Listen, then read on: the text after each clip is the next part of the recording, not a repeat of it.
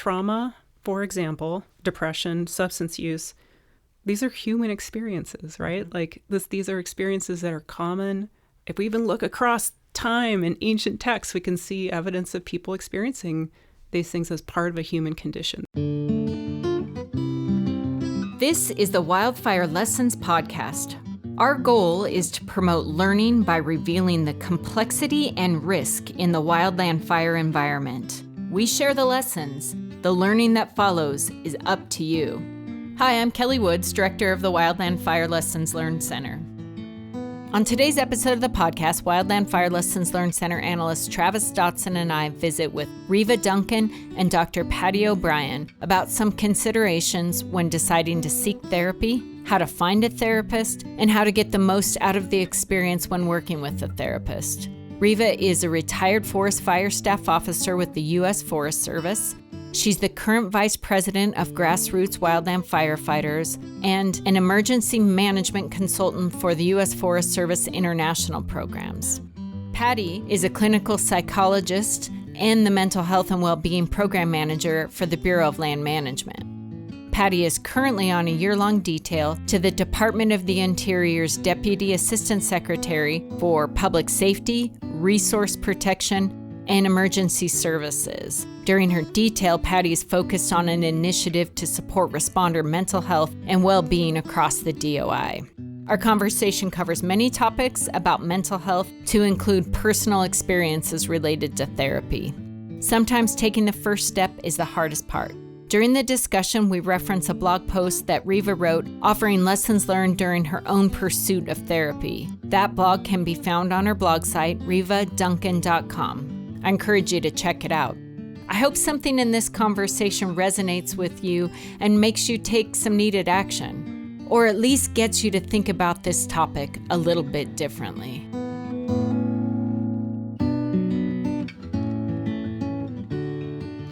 Well, we're so excited to have you folks here with us today to talk about an important topic.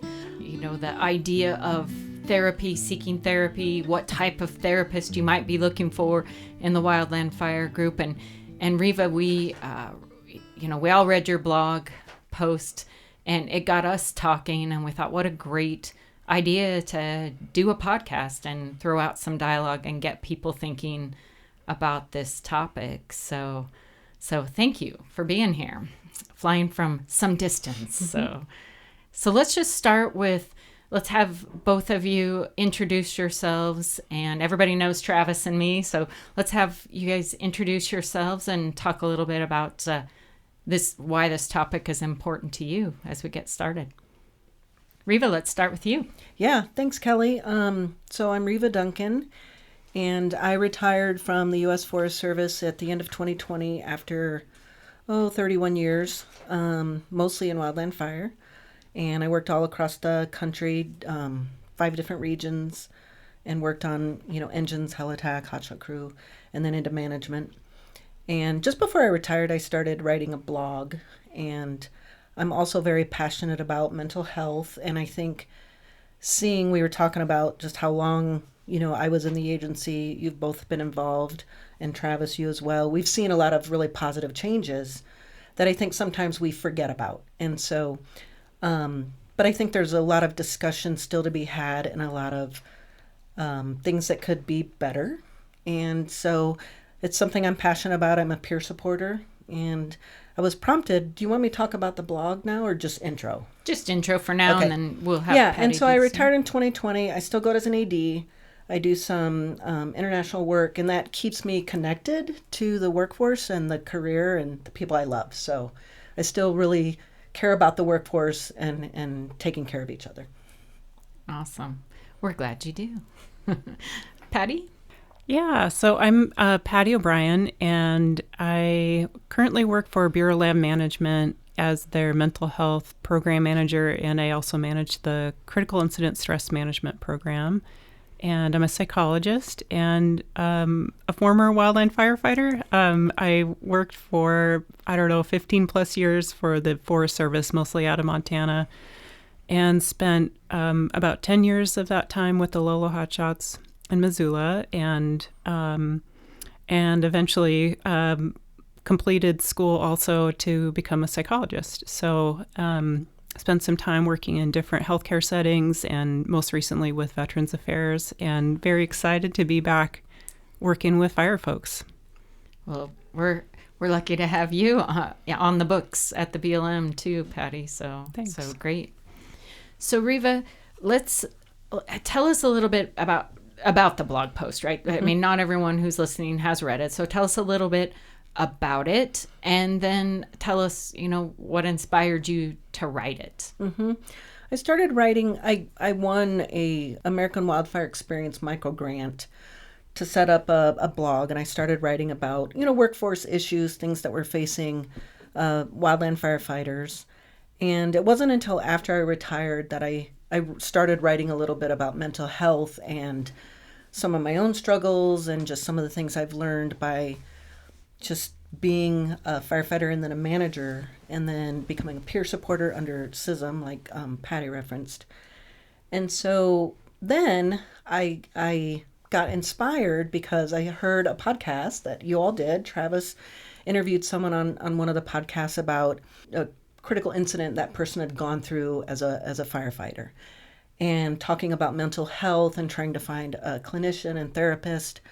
And it was the person talking about they really felt like they had to find a therapist who understood the work, was experienced working with first responders, and because they couldn't find someone, which is hard still to this day, especially in rural places where we work, that they didn't seek therapy at all because they felt like only someone who understood the job could help them. And it really, it's something I had talked about with other people. And so I reached out to Travis and we had a little back and forth email. And then I rattled around in my head for several months until I finally then did another blog post pretty much addressing that issue, because I wanted to try and prompt people to look for opportunities for help that are out there and some really good people out there, and not seek help because someone doesn't understand our job. So that's what inspired me. And so that was a few months ago, and then you all reached out to me, and here we are.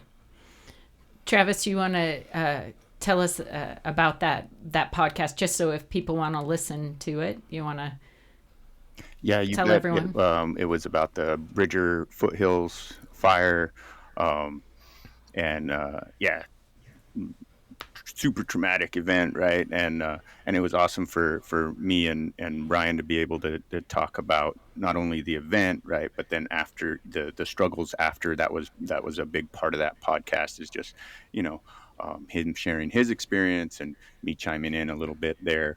And we didn't dive into the specifics really, but I do remember me saying, oh, and then you get to that point and you've done all this work and you've gotten up the courage to go see a therapist, and then you get there and man, you don't connect with your therapist, which is the thing that happens no matter what, whether they're, whether they know anything about fire or not, right? That's just a thing that can happen.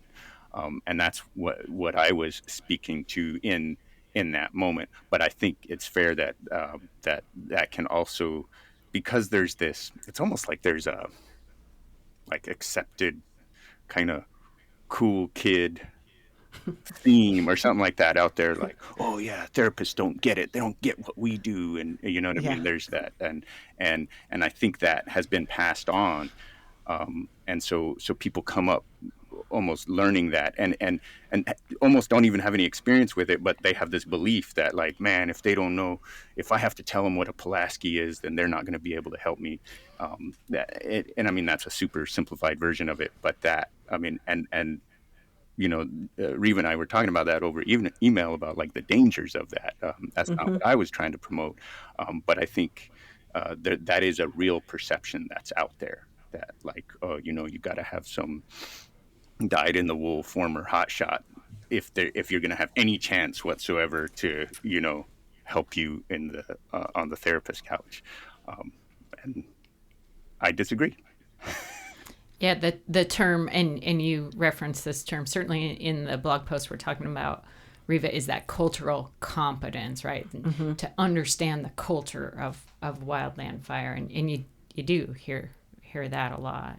Yeah, and that I encourage anyone who hasn't listened to that entrapment story of the Bridger Foothills fire, check it out. It's a little side note there, a little plug for that product. One. It's a really good one. So. And I mean, I appreciate so much, people like Brian coming forward with their stories, not just about the event, which that used to be the focus, is the actual burn over or vehicle rollover, whatever it is, but talking about the aftermath, like being willing to be super vulnerable and talk about the struggles and how you kind of work your way through that and come out on the other side. And I really give you all a lot of credit for bringing those stories to the workforce, and people like Brian who are super, super cool to do it.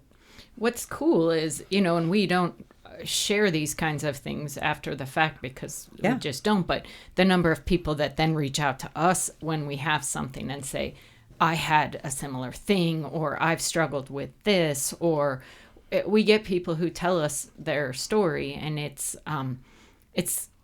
validating for us to know, like, we're hitting the mark on some of the stuff that we put out, but it's also validating for the folks that share their story, like, it's gonna make a difference for other people. I mean, it's storytelling. That's what we do so often, whether it's in a formal setting like this, or if it's, sitting around a campfire or whatever venue you might be in. But that storytelling piece, we learn from each other that way. We heal from each other that way. Like, it's a pretty powerful piece of our culture. Patty, as a clinician and as a former wildland firefighter, what was your reaction to, the blog and some of this conversation that's out there? Actually, when I read the blog, I texted Riva and said, that was amazing. That was a great, so many great points. And, I think that I talk with so many folks that are looking for support and help. And, it's, as Travis mentioned, it's like it can be hard to do that, hard to take those steps in the first place. We also know there's like a national shortage of mental health providers. There are all sorts of barriers in place, trying to navigate insurance, EAP, other resources. In short, it's hard to find a therapist sometimes. So, this sort of message sometimes that we might tell ourselves that only certain people who have walked in my shoes are able to help me is also sometimes a really big barrier on top of all of that, because there aren't that many people.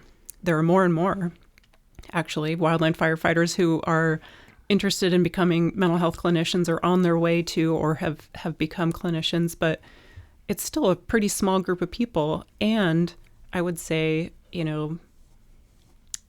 what, to me, my opinion is that, like, what often makes a really great therapist is a person's clinical skill.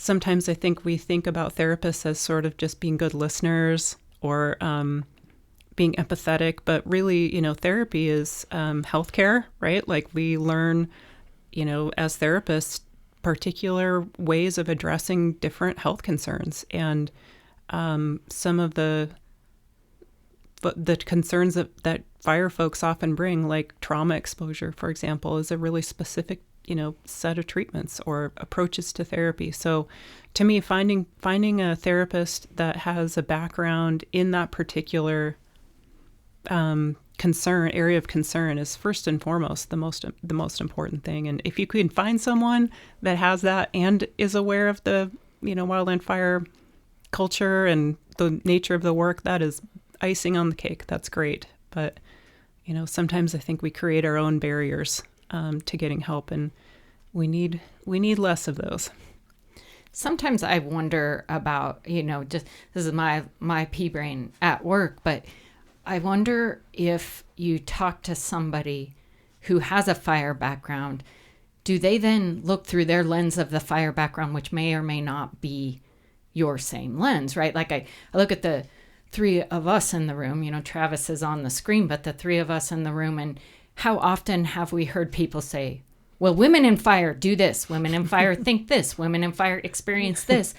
And we are three very different people who have worked in very different places, raised in different places. I mean, our experience is very unique to us, and we see that get really lumped, right? And sometimes it frustrates me. Like, I'm a woman in fire. This is my 33rd fire season or whatever it is, and that's not something I've lived or experienced. But this is, and they're not even talking about that or whatever, right? So sometimes I wonder if I was to go to a therapist looking for someone with fire experience, could they be sort of I mean, I don't know. Is that a real concern? Like, could they be clouded by their own vision and instead of really truly hearing my story and my experience? Is that valid? I mean, I think so. I think that's also like part of the task of being a good therapist is like not letting your own, or, you know, I don't know if there's any way to just not let your own experience impact, you know, or come into play with a person that you're working with. But there's pros and cons, right? So like maybe there's a benefit to having some awareness of what wildland firefighters do, what, you know, having that common connection. Maybe there's even a benefit of getting somebody through the door, right? To call a therapist that maybe they think they connect with because of that shared experience. There's the downsides might be that their experience might be totally different than your experience. And maybe that does shape the way that they see, you know, what your experiences have been. Trade-offs, right? Yeah, for sure. Yeah, and this is Riva. You know, the point of my blog was certainly, like Patty said, it might be pretty ideal to try and find a clinician that is, you know, experienced in whatever issues you're dealing with, whether it's trauma, depression, you know, and then also understand your background, particularly if your issues are related to work. And that's great, but like, I don't want people to not go to therapy if they can't find that person, because it's kind of a unicorn. Like Patty said, they're because working in the peer support world, you know, we work with clinicians who are experienced with first responders, but there just aren't a lot of them out there. And my point was like, gosh, don't not try to get help if you're really struggling just because you can't find that unicorn out there. Because my own personal story, you know, I was really fortunate that I found 2 really awesome therapists to help me through a couple of dark times. And they didn't know anything about first responders or wildland fire, but they were really highly skilled and trained in trauma. And that's what I needed.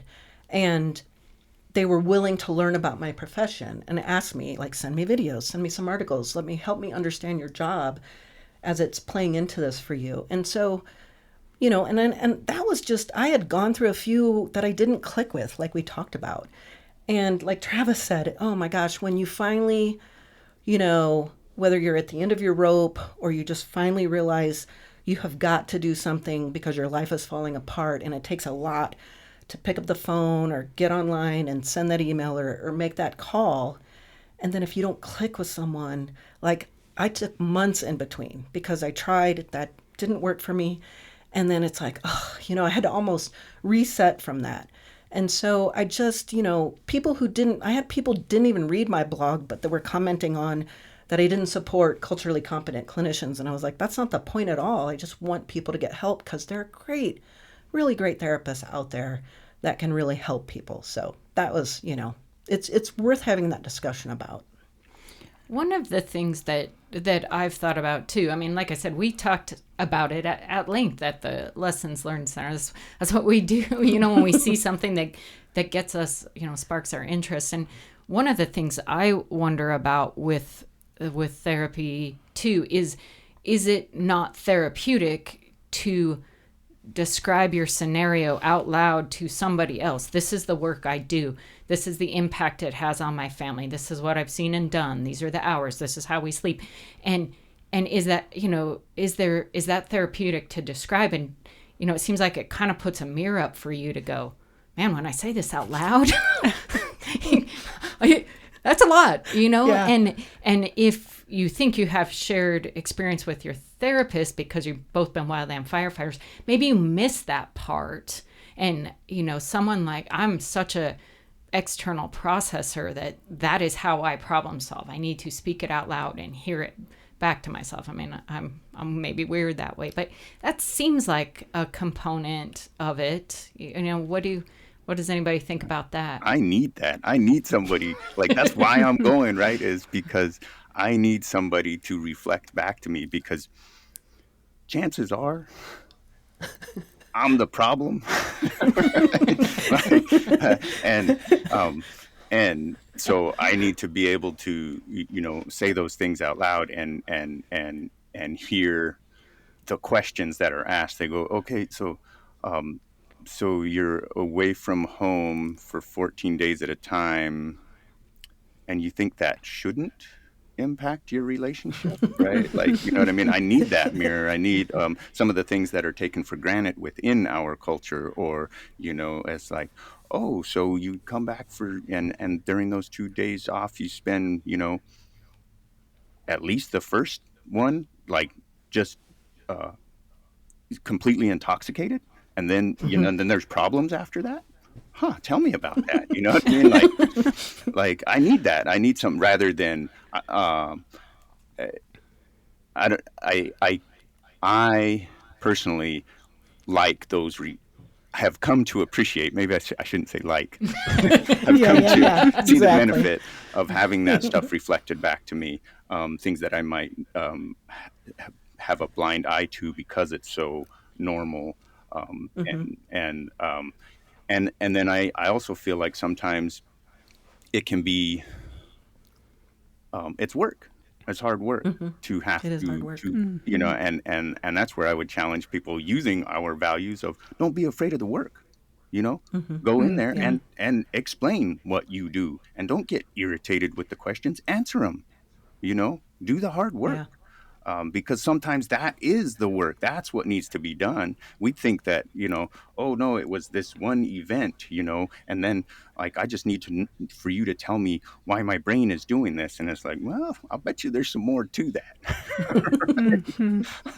I also think like having those kind of conversations, the easy stuff, this is what I do, this is how it works, is a great way to build rapport to then get to the hard stuff, right? If you sit down just because they understand what you do, it doesn't mean you want to jump right into the hard stuff. So it's some low-hanging fruit or baby steps to take. So the evolution to the hard stuff might be easier that way. But you two should really see how the rest of the staff has to deal with us two external processors on the calls. Like, oh, what about this? All this as we think out loud. So yeah, it's good times. So anyway, yeah, I think this is Riva again. I think, because Travis makes a really good point about so much of our culture and the work that we do becomes normal to us. But it's only normal to us. And when you're even having a conversation with a friend outside of this, and you're our dark humor and all this, and you see the look on their face, well, you can get that with a therapist too. And it is good to have somebody call you on your BS, right? And yeah, our friends can do it and our loved ones can do it, but we get defensive and they're doing it for different reasons. But to have a professional who's interested in your mental health and helping you move through and get better, do that is really, I think it's really, really important. Yeah, for sure. I love it when my 17-year-old son does that to me. Right. He calls me out. Do you love Mom. it, Kelly? Do you love it? Yeah. Patty, you were going to say something. Yeah, I totally agree with all of that. And I appreciated what you said, Travis, about like, I don't necessarily like it, but I've come to appreciate it, and that it is work. And a lot of times, I think that that relationship with a therapist, as far as having trust, a sense of connection, that the person really gets what your experience is like. Because really, fire's part of it, but really what I think a therapist is probably going to be most interested in is your experience of fire. Your unique experience of walking, in your shoes, which might be totally different from a person, on the same crew as you or walking next to you, who experienced maybe the same thing. So it's really about, what your experience has been and what it means to you, what it meant to you, what you're thinking about now. And a person that's able to do that may, like we've been talking about, may not have any idea about wildland fire to start with, and actually may not be very much like you at all. They may be in a different phase of life than you. You know, they might not be somebody you'd even necessarily hang out with in the external world. But as a therapist, you know, being able to have that connection and trust, that's maybe what's most important. And I think, Patty, you mentioned earlier of, you know, the expertise that they bring to the table is their education and training, right? It's the therapist skill that they're like, we're going to them. And this is what I always, you know, I'm like, hey, we have learned this, you know, deference to expertise. Those of you that were around for the big push for HRO, highly reliable organizations, like deference to expertise is one of those things that got pushed. You know, I wasn't a huge fan of it, but more and more I see the it's something else you've come to appreciate. Yes, exactly. Something else I've come to, you know, maybe that's just, I had to go to some therapy to learn how to appreciate HRO.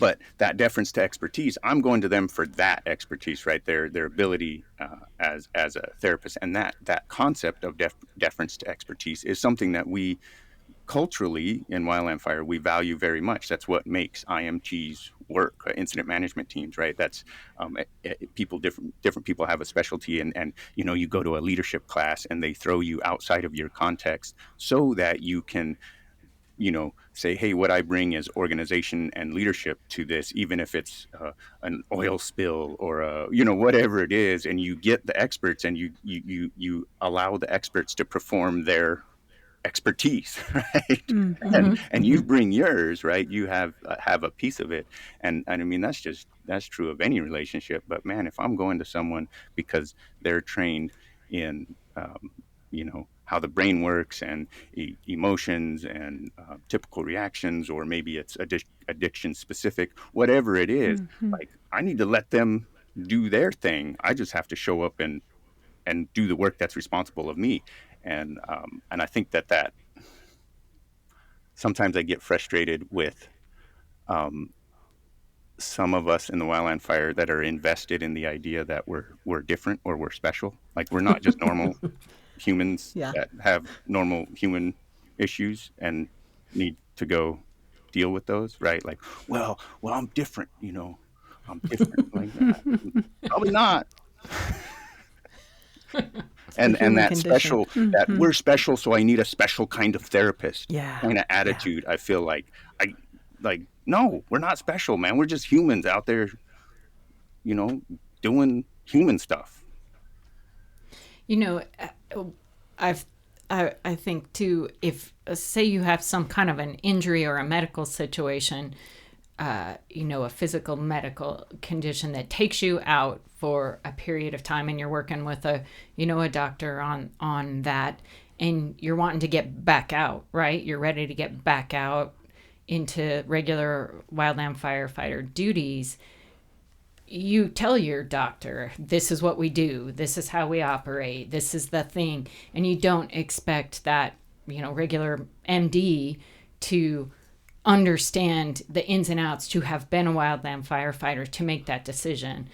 So, you know, you explain it and you work through it and you do the therapy and all that to get back out. And so it is interesting that on the mental health side, we hold the therapists to a little bit different standard, or we tend to want to hold them to a little bit different standard. And I think it's probably tied to the vulnerability that, you know, like, I'm going to trust you to cut my body open and do the thing, but I'm not going to trust you with my words. Yeah. And that's an interesting thing to me, that maybe just that as a stigma, or it's just so uncomfortable to be vulnerable and to, you know, admit I need some help in that way.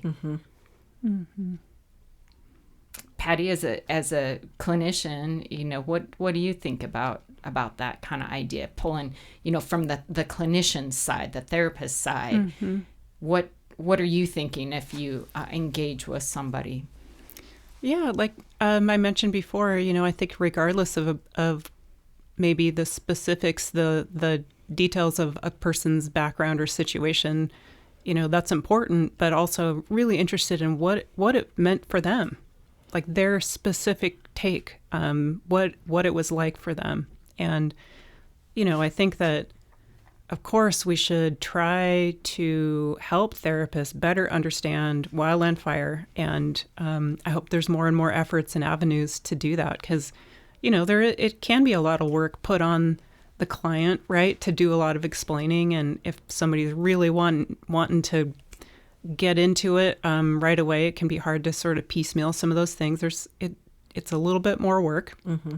But so we can do a lot, I think, to help therapists get up to speed, including folks that are sort of already in this first responder community, because doing wildland fire work is different from police work, is different from structure fire, is different from other types of first responders. So, and I think that sometimes the work of wildland fire is a little mysterious to most people. It's hard to explain to families and other folks in the public. So, we should try to make those efforts. And when it comes down to it, I think that regardless of that, a therapist really is going to want to know, like, what was this like for you? What does it mean for you now? What does it mean going forward for you? And that is the super vulnerable part, right? Like, that's hard, a little bit harder to talk about sometimes. But I think that's absolutely right. We don't necessarily have those expectations of a physical therapist or a orthopedic surgeon or other folks that maybe do some healthcare work that's still really relevant to folks being firefighters.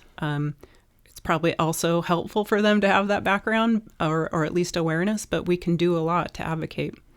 But, like Travis said, we do sometimes, it can be a barrier, that specialness, that perception that we're special. But, trauma, for example, depression, substance use, these are human experiences, right? Mm-hmm. Like these are experiences that are common. If we even look across time in ancient texts, we can see evidence of people experiencing these things as part of a human condition. So there's that underlying connection also. And, people experience trauma, all kinds of trauma that are not first responders. They experience substance use and depression and anxiety and all sorts of human experiences that connect us all. Riva, do you have any thoughts on this? Yeah, I do wonder sometimes if that's another protection mechanism that people use to then not seek help, because it's so frightening and so vulnerable and still stigmatized. Well, I can't find this person, so, and I think that's a human nature thing, but I do think maybe some people use that as a little bit of an excuse, because I think Travis makes a really good point, is it's freaking work. Mm-hmm. And it's uncomfortable. And I can remember sitting in the parking lot before my appointment with my therapist, literally thinking about just driving away, because I knew that when I sat down in that chair, it was going to be really uncomfortable. And I told my therapist that, and she said, well, that's a good sign, right? That's a good sign, because it's going to be uncomfortable until we get through some of that stuff. So that's a good sign that you're feeling that, and it's a good sign you're showing up. And it's part of then building that trust with that therapist who's investing time in you, right? And I got to a point where I didn't want to let my therapist down, and so, like we were talking about as well, is not every quote unquote traumatic event is going to result in someone having a traumatic response, whether it's full-blown PTSD or whatever. And I think there's also a lot of discussion and a lot of talk, and I get really, and I said this in my blog, I get frustrated when I hear people talk about their PTSD, that they have self-diagnosed, right? And I've asked people, like, well, when were you diagnosed? Oh, and what do you mean? I go, well, when did you see a therapist and they diagnosed you as having PTSD? Oh, I haven't, but I went through this, so I know I have it because I can't sleep or I'm drinking too much, And so again, I really just want people to not self-diagnose, to actually go seek some help and work through that, because not everybody ends up with PTSD. Some people, humans are super resilient, and there's all kinds of factors that weigh into, and you can have a group of people be exposed to the same traumatic event, whether it's a rollover or burnover or whatever, and everybody's going to process differently. And so I think we also need to, kind of hold people a little accountable to that, but then, certainly in a kind way, and then say, well, if you feel like you have this and you, because of some behaviors that you're exhibiting, then maybe it's time you go talk to somebody and see if you do, and how do you get through it. So that's just another one of my little things where I just hear way too many people self-diagnose. Yeah. Patty, I'm curious, you were talking about, some things that are happening out there, making strides to address this issue. You are the chair of the NWCG Mental Health Subcommittee. You certainly work on a lot of interagency groups focused on, firefighter comprehensive health, right? What are some things that are happening out there that are kind of related to this that folks might be interested in? Gosh, there's just a lot right now, and it's pretty exciting. I think a lot of those changes that we're starting to see have really been driven by firefighters expressing interest in a need for more dialogue and training and support for mental health and well-being. So, I think across the fire bureaus in the DOI, there's more sort of internal development to develop programs that are specific to each bureau to address health and well-being.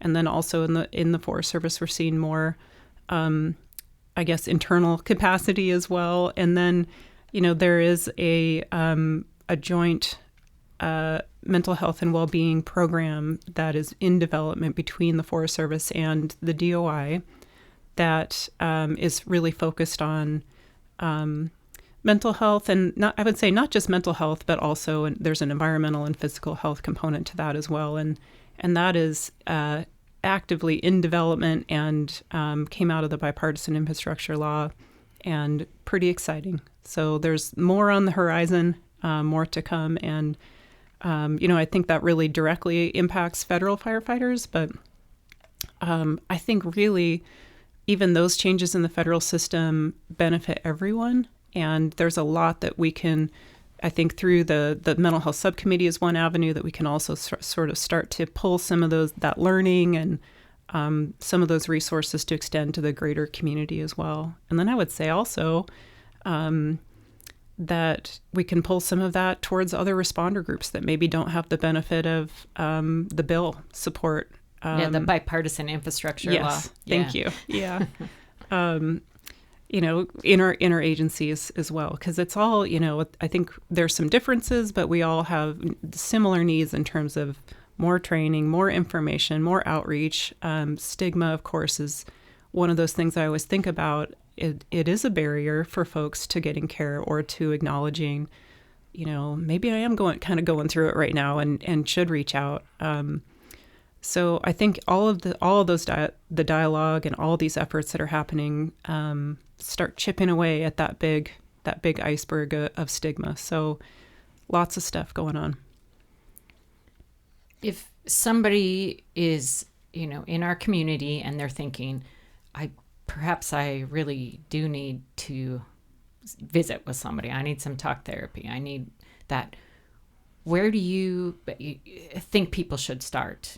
I mean, either one of you, where should somebody start? Because, we've referenced that a bit. That can be the biggest hurdle. Mm-hmm. Where do you start? So I know there's EAP, there's other things. What do you recommend? Yeah. So for federal fire folks, there is an EAP service that's available regardless of whether you're on the Forest Service side or the DOI side that provides 6 sessions free with a counselor. It's likely that folks that are maybe outside of the federal system may have access to EAPs as well. And that's Employee Assistance Program, is that what it is? Yes, okay. Thank you. I keep forgetting to define these abbreviation. So, yep, employee assistance program. And these are usually programs that are provided by your employer sort of as part of like a wellness program or some sort of employee benefit that give 6 or 8 sessions usually to employees. And those are confidential. Those are not part of, your boss isn't going to find out essentially if you go. So those are separate from your workplace. And many state entities and local municipalities, I mean, most employers that we're dealing with here would have those, right? Not just feds. Yep. And, each of those EAP providers is usually on some sort of contract that specifies like what kind of therapy they should provide. And so for like in the federal systems, that type of therapy is generally focused more towards short-term support. So it's things like work stress, academic stress, marital or family problems. That 6-session window is really is like a window designed to help address short-term issues. So sometimes, I think people can get frustrated if they go to EAP wanting to address PTSD, for example. They can help. They can help, give you some information and some skills and maybe help refer you to a provider that is really a specialty provider or a more specific type of care. But, the EAP, an EAP that's maybe set up for more short-term care is really not designed for that type of more intensive clinical care. So I think that's something I think we can do a little bit better messaging with firefighters, because it can be really frustrating to go for one reason and then learn that maybe that's not the best fit. But like I said, that's important to learn about where you work, what's offered, do some legwork. I always encourage people to Google, ask for a list of therapists in your area, including telehealth options, which for most people broadens their local area to a state, because most therapists are licensed within a specific state. So, but do some research, do some Googling, look up their website. There's a website called Psychology Today that it's like almost like a little Facebook for therapists, and therapists can put a little, blurb about their approach to therapy and what their specialties are. So even if you get a list of folks from EAP, I always encourage people to do some legwork. Generally for something like EAP, those are providers that are sort of focused on more of a general scope of practice as opposed to like a specialty focus, although there's a variety of people there. Other routes to look would be through personal health insurance or employer-sponsored health insurance. So folks in the Fed systems, even seasonals, while they're working, temp seasonals have access to health insurance. It can, be challenging to get therapy started while you're working as a temp seasonal, because while you're working, you're often away or busy, but it is a really nice benefit to have. But that's another avenue, and I kind of recommend the same thing. Start looking, log on to your portal for whoever your insurance provider is and look. Most places have something where you can search by zip code and see all the people in your area and start doing some internet research. It's funny, Patty, that's great. And I, like the 2 therapists I talk about the most, I found on Psychology Today, because I knew I had a longer term issue. I knew it was beyond the scope of probably EAP. And it's a great website, and you can search by gender. If you prefer a certain gender, you can search by, do they have a master's or a PhD? What are their specialties? And they even list what insurance they take. And so then you can find someone, hopefully if you're in a more populated area, you have more to choose from. But even what I tell people is, if a lot of therapists, if they don't take insurance or they don't take your insurance, will often work on a sliding scale, right? And so they will, they want therapy to be accessible. And so a really good therapist is going to work with you to try and figure out a way that you can afford it, and so maybe you don't go every week, you go every other week or something. And so there are just a lot of resources out there for that, where you can tailor things down pretty specific to what your issues are, what you're looking for, what kind of treatment options. I remember helping someone recently, a few years ago, but looking through the insurance provider portal or whatever you want to call it. And we were specifically looking for EMDR, which that's an acronym I can't. What is EMDR? Eye movement desensitization. Yep. Eye movement desensitization and reprocessing That's therapy. it. I always forget the R. Me too. Yep. Yeah. Glad you guys could come up with that because I wasn't going to. But they were specifically looking for some of that for some trauma, right? They had been referred by another therapist, so I was helping them navigate that. And we were able to find people who offered that. I mean, like, it was pretty cool. Yeah. The specificity. I mean, Right. not like crazy specificity, but the specificity that you could find on that particular insurance provider's website. And, there were certainly some not taking new patients kind of thing, but the success of it is they, got in and got to do the EMDR, have been doing that, and are still working with a therapist they love. So that's been kind of a cool little Kelly, success. So I think you hit on a really key point right there, right? Of you were helping somebody else, right? And so that's the thing, is like when you're down and it's winter and you're depressed and it's like you're not gonna have the capacity to, let me look and see if they take my insurance. You know what I mean? Like, you're in it, right? And sometimes the first step is just, obviously, like a lot of things, recognizing that you need help, but reaching out to somebody that cares about you, right? That's in your community. And more often than not, like, we're a group of people that be like, yeah, man, I'll drop everything. I'll find you.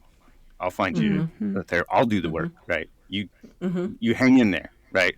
And let me do the work. Or having people like that in our circle, which most of us do by the nature of our work, right? We've got somebody that's going to do that for us. And I think that's another thing, right? Is don't let it be so intimidating and so overwhelming, because it is. It's like, it's hard to, especially when you're in it and you're not, you don't have the capacity to do that stuff. Man, let somebody else take on that workload for you, because I guarantee you, when you're not in it, you would do that for somebody else. And so, just a couple months ago, I had a friend in the Portland area that was looking for a therapist, and since Patty lives in Portland, I was like, let me call my friend Patty. And she sent me a document, with all kinds of great resources, a place to start, right? And that is, so you're right on, Travis. Phone a friend. Like that, I mean, one of the benefits of our community, there's lots of benefits to our community, is that, like, man, we know how to get busy when it's like, emergency time, right? Like, we'll get after it. I just think that there's so many barriers, like we've talked about, and also it's counterintuitive, but it is possible to do some of that work before you need it, right? I mean, that's like super ideal, right? Is if someone actually took that advice, right, and they're like, hey, you're entering a business that chances are, there might be some struggles, or you're just a human, right? And do some of that homework ahead of time. Like, way out there, establish care before you need it. Like, that's kind of crazy talk, you know what I mean? But I think that is possible. You can do some of this work, and lay a baseline with somebody before you need it. Maybe that's tempting fate. I don't know. No, this is Riva again. I think more and more, I'm hearing about more and more modules or units who are kind of trying to be proactive about that. And I really think the BLM has been the most progressive with it, with preseason meetings about mental health with modules, and being very intentional about, talking to their folks about going into fire season and family dynamics, right? I mean, not again, it's not just traumatic events, right? It's all of it. It's fatigue. It's being away from your family. It's navigating things. We talked about how difficult it is just to be single, because you get those 1 or 2 or 3 days off there's nobody back home mowing your lawn for you, so just so they're kind of laying some foundations, and then they come out postseason and then have another discussion about then going into layoff. And I know, like, when I was on the Umpqua, when I was fire staff, and we started having modules come and say, hey, we'd like to, we're going to hotshots, or hey, there's our end date, and we'd like to bring in somebody to talk to all of us about, getting through winter. Right. And so that was awesome. Right. The hotshot soup and captain come to me and say, we'd like to do this. Excellent. And so we brought in a mental health professional to come and talk to them about going into the off season and the different stressors, assimilating back into family life, moving back across country to where your family is. And I think we don't do enough of that, and it's not widespread, and it's not something that's required, but we're seeing more and more of that. And I think as people have those positive experiences with it and hear about, hey, we heard that, Wolf Creek's doing this. Cool. We want to try that too. And I think there's a lot more intentionality with mental health, like you said, Travis, not just waiting till something bad happens, but talking about what if something bad happens, right? Or what if you have a personal thing you're having to deal with? So yeah, if you don't want to fall out on the hike, you work out before the hike. Right. Exactly. Yeah. It's the same thing. I mean, it's similar, right? Yeah. I totally agree. And I think, when I talk with firefighters, I really want to emphasize, that there's so much of this job that is for so many people. It's different for everybody, but people generally come to this job because it's really, it can be really rewarding. You get to have these amazing relationships with amazing people, travel, contributing to a greater good, to public service. There are all these incredible experiences that people get to have in this work.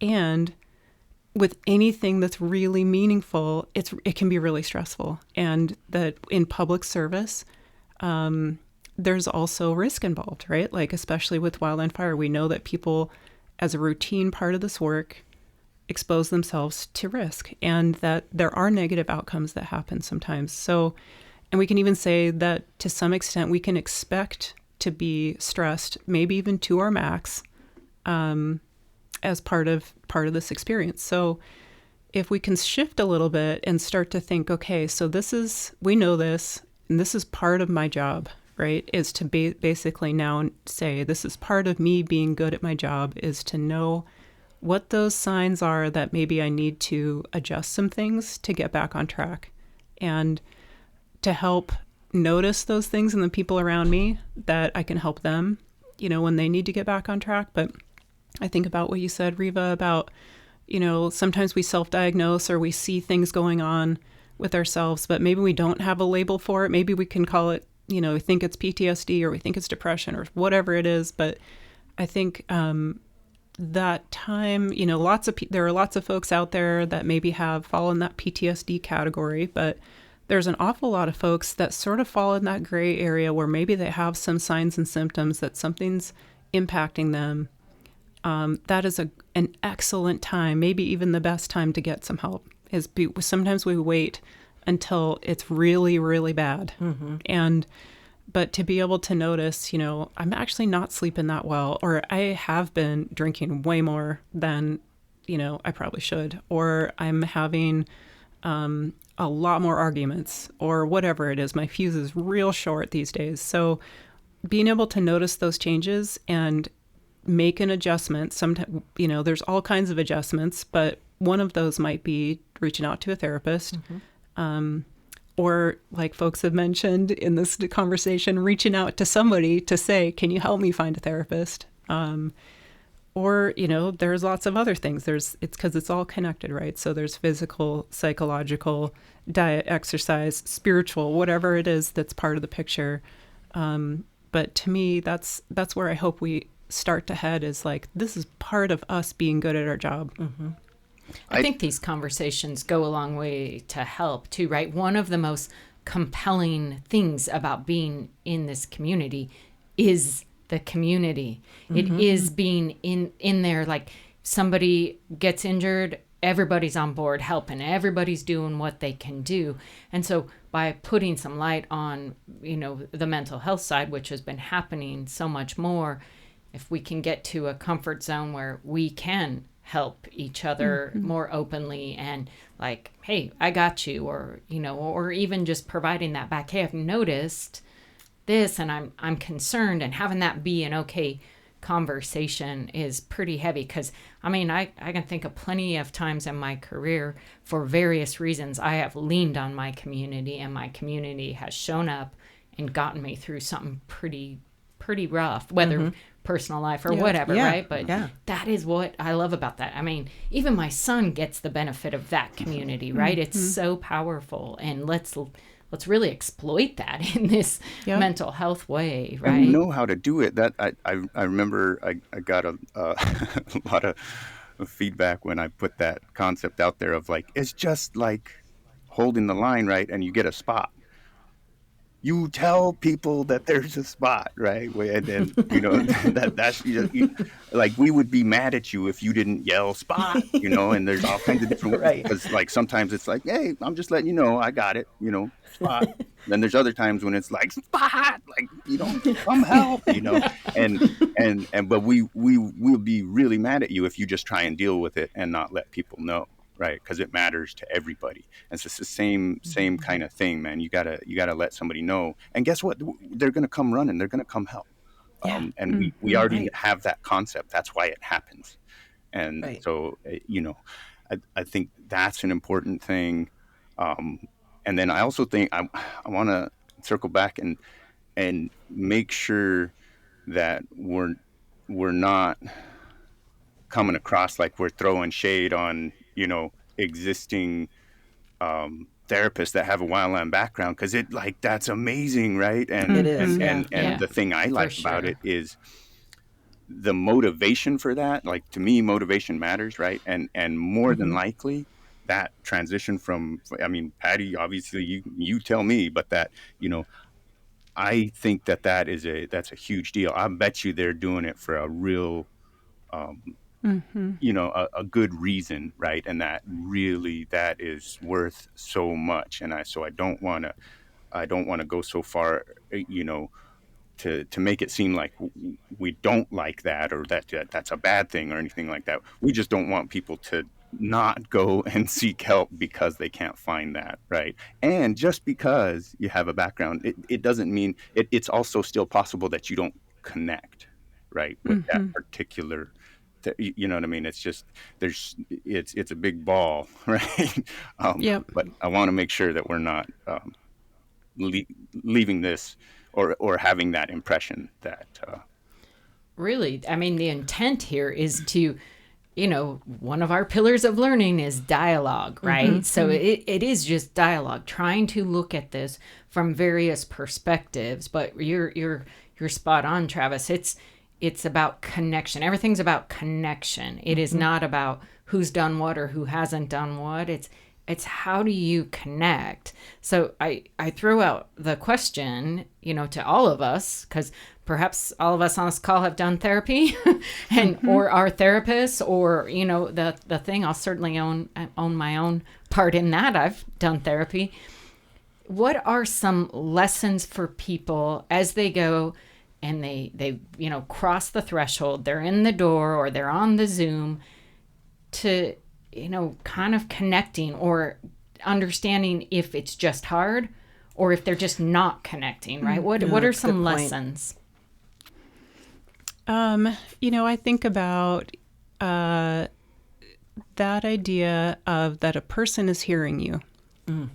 And so that and like Travis said, whether that's a person that has a ton of wildland fire experience or none at all, that they're able to receive what you're saying and say, okay, what I'm hearing is X, Y, Z, and this is what it was like for you. Is that right? And that you're able to say yeah or no, and that they receive that information. I think we feel that, right? Like we feel that with friends, with, you know, in other conversations, whether someone's sort of getting us. And there's an aspect of trust. I think also, you know, I think it can be, especially if you're looking for therapy for a specific concern, it can be really important that person has a background in that area and some specific training. And then When you say concern, are you thinking like trauma or marriage counseling, like they're specialized or right? Not back to they have to have experience as a wildland firefighter, right? You're talking in the specialty of their area, right? Yep, exactly. So, if you want to go for couples therapy, you want to go to someone that has trained on how to do couples therapy. Same with trauma, same with depression. There are folks out there that are probably more generalists that maybe that don't have that specific type of training. So learning about what that person's background is, what their approach to therapy is, having a common set of goals, having a destination of like what it looks like to get better or for things to change or feel better for you, and have that understood by both people can be really important. To me, some of the indicators that it's maybe not a good match is that sense of like not having trust, not having that connection. I think sometimes, feeling this is hard because I think sometimes it's part of therapy too, that it can feel like you say something and maybe it's responded. There's a response that can feel invalidating, but that happens, right? That happens with friends. That happens in conversation, and it's part of friendship, part of human relationships to like either set it right or correct it. But if you notice a pattern that you're not able to, that you're feeling really invalidated over time, that's not a good fit. And you're not able to set it right or get it back on track. I think sometimes when there's messages from therapists that only one certain type of help is right for you, that's a fine line too. Like it should be, I hope that folks are open to recommendations from a therapist, but that therapist should be making decisions with you about what's right for you and what you're ready for and what you're not ready for and all those things. So to me, that responsiveness, that connection, flexibility, in research, they've looked a lot at like what actually helps people get better. And between types of therapy, theories, all of that, probably the most agreed upon piece or robust piece is the connection, the nature of the relationship between the therapist and the client.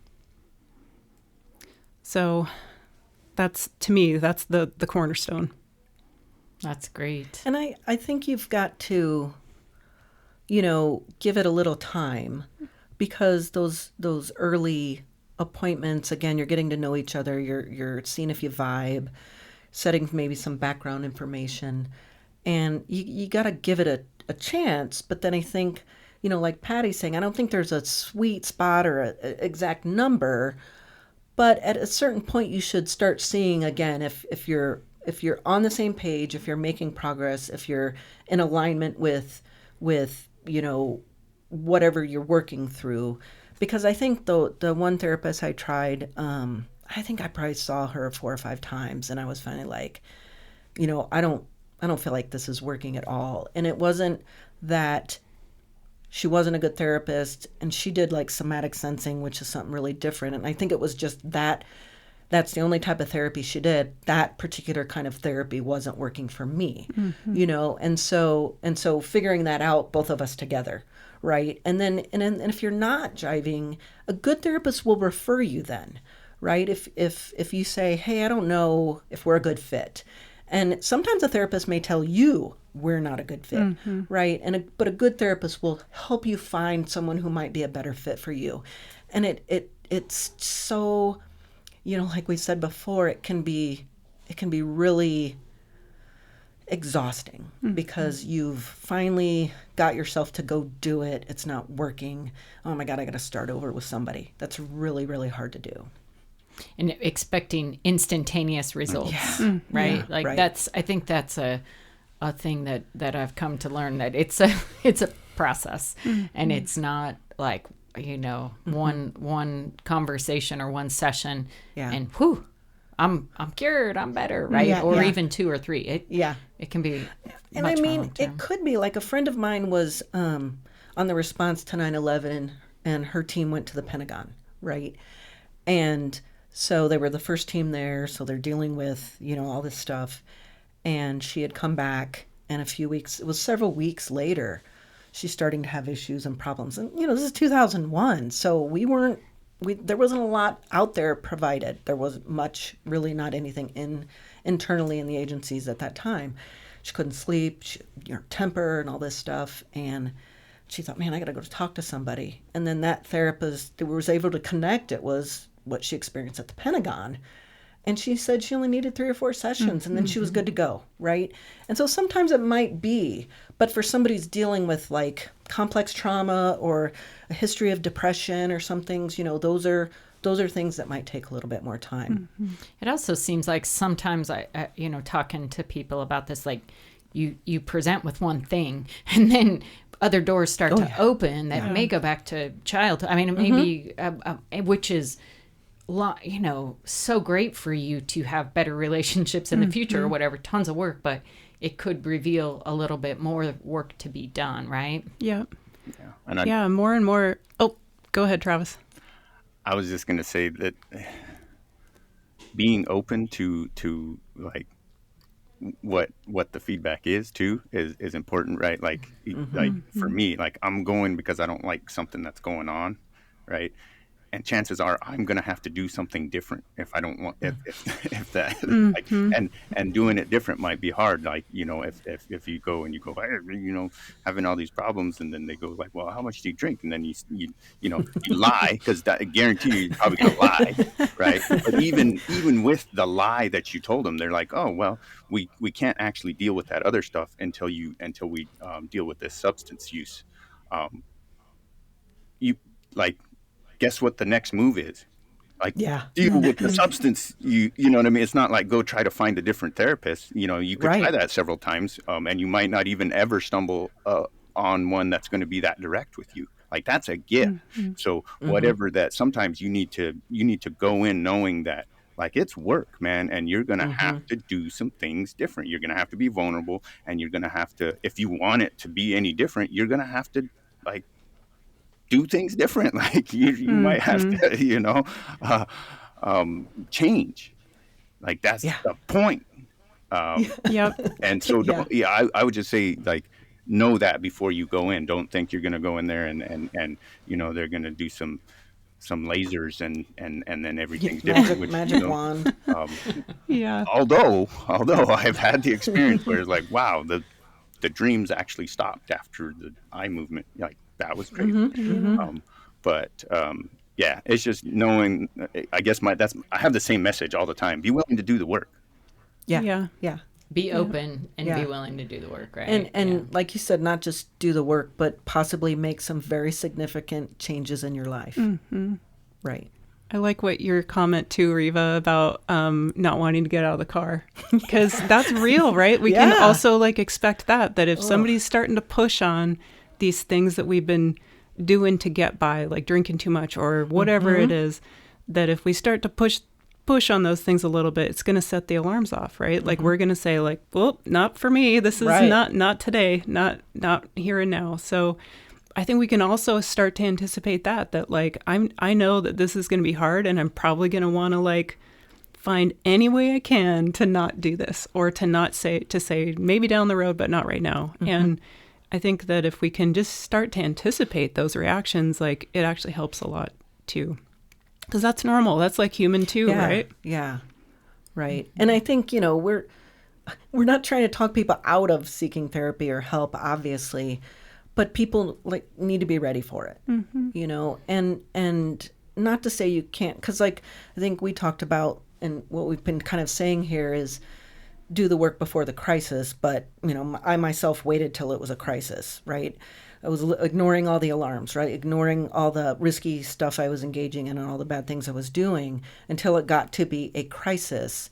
And then, but it was almost like, it was a relief to then make those changes I knew I needed to make, but I did a lot of damage, not just to myself, but the people around me, and so if I could go back, I would have paid attention when my body, the voices, everything around me was telling me to get help, and I just kept resisting. And so that's a regret, right? I'm finally glad I did it, but I kind of left a trail of damage behind me. So, my own and others. And so, it's hard, but man, I think every one of us who has done it and put the work in and come out the other side are so glad that we did it.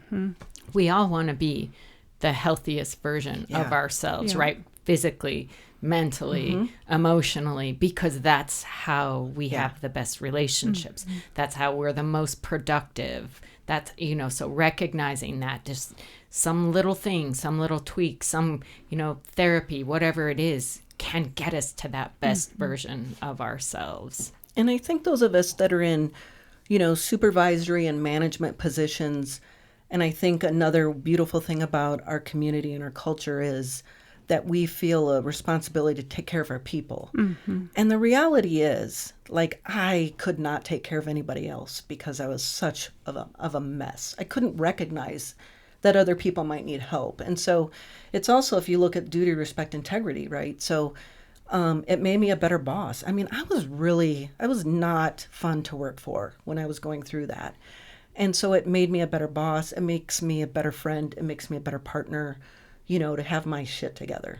And so, if you look at all those aspects, and if we're going to talk about duty, respect, integrity, you've got to get your own poop in a group before you can really kind of then, because I've had friends where, people called them out and they're like, well, you're not dealing with your own stuff and you're calling me out. Right. So there's also seen as that hypocrisy there. And so, yeah. Yeah. Sometimes I think the hardest part is taking those initial steps. I mean, that's sort of not a cliche, but something that we say is like the hardest part is making the call. The hardest part is going to the first appointment. And I think that for a lot of people that's true. And I think, a lot of the value of doing therapy is that it's a guide, right? It's a coach that's helping to help you make some changes in a way that you're really ready for. So, people aren't going to throw you into the deep end. Hopefully, they're going to push you and it's going to be uncomfortable. But like when people come out of the other side of those experiences, I mean, that's wisdom, right? Like that's hard earned. You really only get that kind of wisdom and knowledge one way, which is walking through it. And so, like I think about now, it's like, I bet you're an amazing person. I want to work for you, Riva, because, Better. like I hope we have more and more folks in our community that are those leaders and supervisors that see the full picture of like what people go through and the other side of it, right? That people get better. Yeah, and it's in our, just like Riva, like you're talking about, duty, respect, integrity, and leading by example, right? We have no idea about the influence that we might have by somebody watching us do Absolutely. the thing. Like, there's I relate to you, Riva, saying, man, I was not a good person to work with when I was in it. Like, that's like my whole life. Like, I'm not a good person to like be around when I'm in it. But that changes, and then people see, just knowing that it's possible, right? Like, hopefully there's somebody out there that goes, man, I knew Travis back when, and it's just proof that it's possible to be different. And I think that's a powerful thing. That's just leading by example, and our responsibility that we feel to our peers, that intensity, we can use that and say, yeah, it actually is my responsible to. It's just like, you don't want to be the person that's not taking enough when you're digging line, right? Nobody wants to be that person.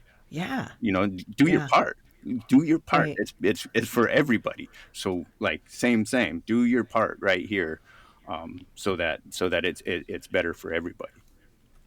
Well, I mean, Travis and I are both just so excited to have had the chance to visit with you. We've been eagerly anticipating this conversation at the Lessons Learned Center. So thank you so much for being here and sharing your perspective and your expertise. And thanks for writing the blog, Riva. Yeah. Yeah, it got us all started. Yep. Yeah. And well, I mean, the podcast inspired me, so that's great. It's full circle. Yeah, man, it's all connected. And I can call all of you friends, and we have trust with each other, and so this has been awesome. And obviously I think we all feel very passionate about this, And we know how important it is to keep talking about it. And I appreciate people willing to be vulnerable to talk about this stuff, because it's not easy. So yeah, thanks for having us. It's awesome. Thanks for being here. Thanks. Thanks so much to Travis, Riva, and Patty for sharing their insight on this topic. Sometimes hearing someone else's story can be very comforting. I hope you heard something that might motivate you to take an important step in your mental health journey, or something you can reframe to help someone else. Either way, remember to be grateful for your support network. In my experience, the support networks found in our community, the wildland fire community, are the best on earth. Talk to you next time. Thank you for listening to the Wildfire Lessons podcast. Be sure to subscribe, share, give us a review. Follow us on Facebook, Twitter, and Instagram at Wildfire Lessons. Music provided by second-generation smoke jumper Steve Baker, who always likes to keep one foot in the black. Thanks, Steve. Remember, we honor through learning.